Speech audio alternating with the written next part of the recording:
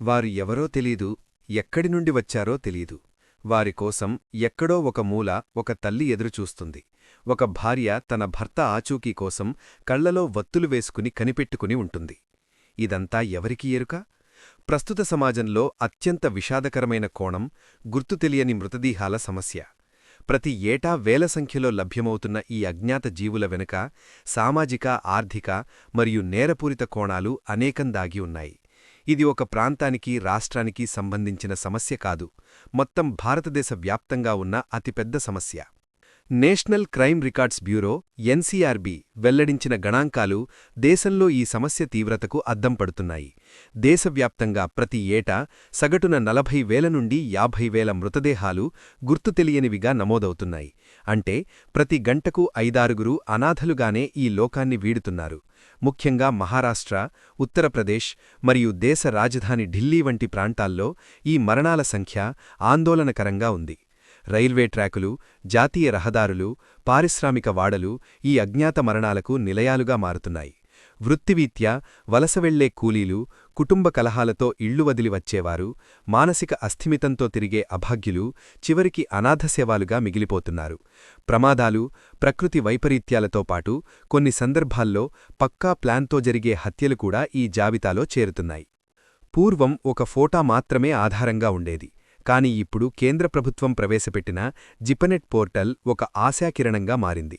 దేశంలోని ఏ మూల మృతదేహం లభించినా వారి శరీర గుర్తులు, ధరించిన దుస్తులు, టాటూల వివరాలను ఇందులో పొందుపరుస్తారు. దీనివల్ల బాధితుల బంధువులు ఆన్లైన్ ద్వారా తమ వారిని గుర్తించే వీలు కలుగుతోంది.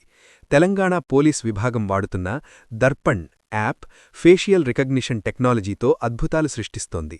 దేశవ్యాప్తంగా ఉన్న మిస్సింగ్ కేసుల డేటాను పరిశీలించి మృతదేహాల ముఖకవలికలతో పోల్చి చూడటం ద్వారా అనేక క్లిష్టమైన కేసులను ఛేదిస్తున్నారు. భారతీయ న్యాయ వ్యవస్థ, ముఖ్యంగా కొత్తగా అమల్లోకి వచ్చిన బిఎన్ఎస్ఎస్ సెక్షన్ 194 లేదా పాత సిఆర్పిసి సెక్షన్ 174 ప్రకారం అజ్ఞాత మృతదేహం లభించినప్పుడు కొన్ని కఠిన నిబంధనలు పాటించాలి. మృతదేహాన్ని 72 గంటలపాటు మార్చరీలో ఉంచి గుర్తింపు కోసం ప్రయత్నించాలి. ఫారెన్సిక్ పరీక్షల కోసం పంచనామా సమయంలో వేలిముద్రలు, డిఎన్ఏ నమూనాలను తప్పనిసరిగా సేకరించాలి. మృతుని గుర్తింపు లభించని పక్షంలో మున్సిపల్ యంత్రాంగం లేదా స్వచ్ఛంద సంస్థల ద్వారా గౌరవప్రదంగా అంత్యక్రియలు నిర్వహించాలి. ఆధార్ డేటాబేస్ అజ్ఞాత మృతదేహాల గుర్తింపులో విప్లవాత్మక మార్పులు తెచ్చింది. చనిపోయిన వ్యక్తి వేలిముద్రలను యుడై డేటాతో సరిపోల్చడం ద్వారా వారి చిరునామాను కనుగొంటున్నారు. తెలంగాణ మరియు కేరళ పోలీసులు ఈ విషయంలో జాతీయ స్థాయిలో ప్రశంసలు అందుకుంటున్నారు. అయితే దీనికి సంబంధించి చట్టపరమైన అనుమతులు, గోప్యతా వంటి అంశాలపై ఇంకా స్పష్టత రావాల్సి ఉంది. ఆంధ్రప్రదేశ్ మరియు తెలంగాణ రాష్ట్రాల్లో ఈ సమస్య పరిష్కారానికి పోలీసులు వినూత్నంగా స్పందిస్తున్నారు. ఏపీలో పోలీస్ సేవా యాప్ ద్వారా సమాచారాన్ని ప్రజలకు చేరువ చేస్తున్నారు. సుదీర్ఘ తీర ప్రాంతం, రైల్వే లైన్లు ఉన్న ఏపీలో రైల్వే పోలీస్ నిరంతరం అప్రమత్తంగా ఉంటూ మృతదేహాల గుర్తింపు ప్రక్రియను వేగవంతం చేస్తోంది. తెలంగాణలో సాంకేతికత వినియోగం ఒక అడుగు ముందే ఉంది. హైదరాబాద్ వంటి మహానగరాల్లో లభించే మృతదేహాలను గుర్తించడానికి ఆధార్ బయోమెట్రిక్స్ను సమర్థవంతంగా వాడుతున్నారు. అయితే క్షేత్రస్థాయిలో జిల్లా కేంద్రాల్లో ఉన్న మార్చురీల్లో కోల్డ్ స్టోరేజ్ సౌకర్యాల కొరత పెద్ద అడ్డంకిగా మారింది. 72 గంటలపాటు మృతదేహం కుళ్లిపోకుండా ఉంచడం పోలీసులకు సవాలుగా మారుతోంది. ప్రభుత్వ యంత్రాంగంతో పాటు సత్య హరిశ్చంద్ర ఫౌండేషన్ వంటి స్వచ్ఛంద సంస్థలు చేస్తున్న సేవలు వెలకట్టలేనివి.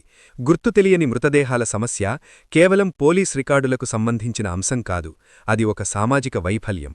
సాంకేతికత ఎంత పెరిగినా ప్రతి వ్యక్తికి ఒక గుర్తింపు, ఆఖరి ప్రయాణంలో కన్నవారి సాకారం లభించినప్పుడే వ్యవస్థకు సార్థకత. ఆధార్ అనుసంధానాన్ని మరింత సులభం చేస్తూ దేశవ్యాప్తంగా ఏకీకృత డిఎన్ఏ డేటాబేస్ ఏర్పాటు చేయడమే దీనికి శాశ్వత పరిష్కారమని నిపుణులు అభిప్రాయపడుతున్నారు.